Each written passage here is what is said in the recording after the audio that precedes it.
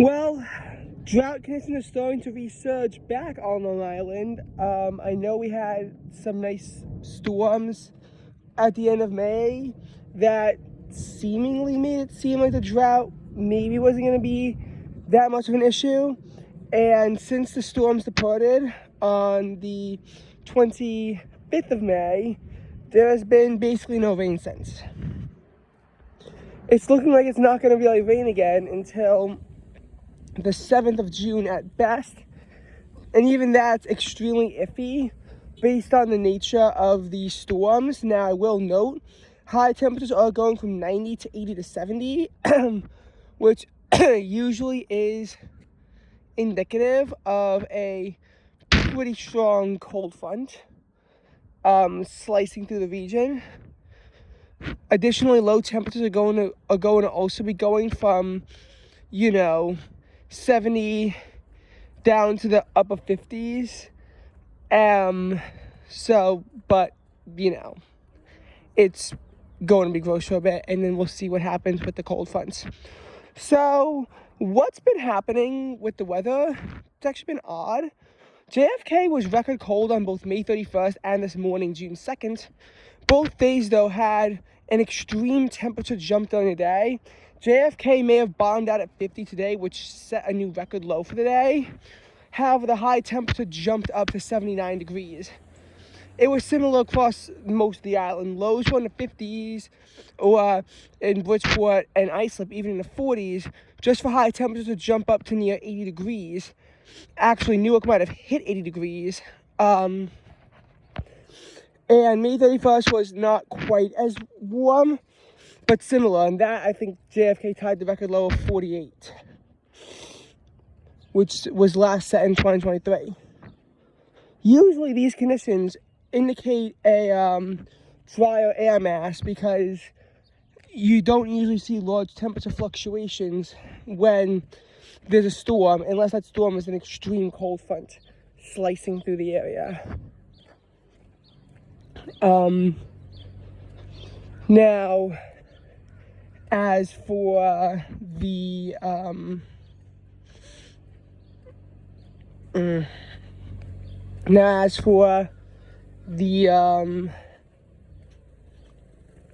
weather coming up, unfortunately, it's going to be building heat where the temperature jumps won't be quite as big. Gone are the low temperatures in the upper 40s. They'll soon be replaced in the upper 60s to possibly even 70, which sounds awful. Like, genuinely awful. And then, of course, temperatures are going to tumble back down just to go back up. But I will say this time, this whole swing isn't going to be nearly as big as what we've seen in the past. Like, for example, in March in New York, we had temperatures go from the highs go from the 60s to 70s to 80s to 70s to 60s that fast. Oh, and then on either end of that was, I think one was in the 50s and one was in the 40s. They dropped hard and they dropped fast. In April, we saw temperatures in New York skyrocket, both highs and lows.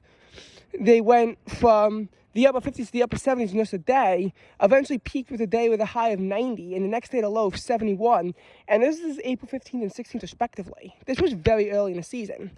Eventually, though, on the 17th, after a high of 81, a cold front sliced through the region, and highs were kept to the 60s the next day.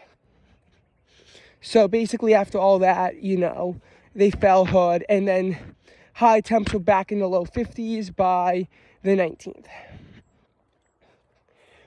In May, we saw, whole similar thing where the highs jumped very quickly and then came down, going from the 50s to the 70s to the 80s, just to go back to the 70s and 60s quickly after, to then that big heat dome where highs built rapidly. The high went from 66 to 80 in one day, then continued to go all the way up to the mid-90s, and in literally one day, the next day the high was in the upper 60s, And yes, there was a low in the 70s as well. There was actually several lows in the 70s.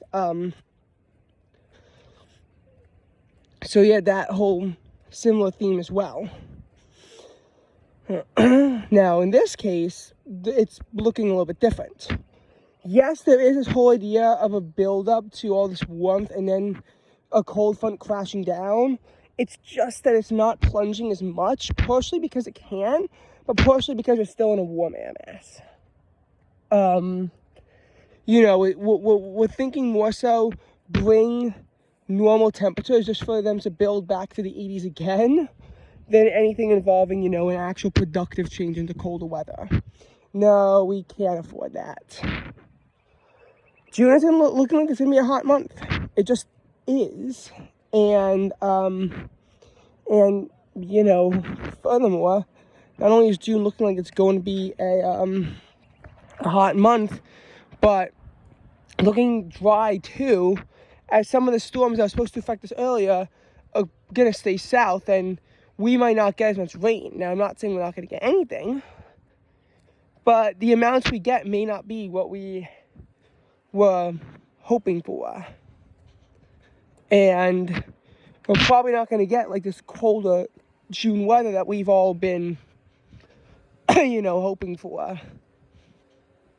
52 at Central Park today is probably the coldest it's going to get all month. I'd be shocked if it gets any colder. And, you look at this pattern and the building air temperatures, and it's like at first it's going to be kind of similar to March, the warmer low, but then we're going to see low 80s and then high 80s and then possibly 90 degrees on Saturday. Yes, it does fall pretty quickly, but then again it goes back up pretty quickly. So it's going to be a rise and a dip and then somewhat moderation, probably around the low 80s. And that's really the terrifying part. This is what's going to moderate towards. This is going to gravitate towards. This is kind of what's going to be like what it is for the foreseeable future. And I don't like that fact. I just don't. And what I think it's going to come down to is, for the rain is how far north these systems get.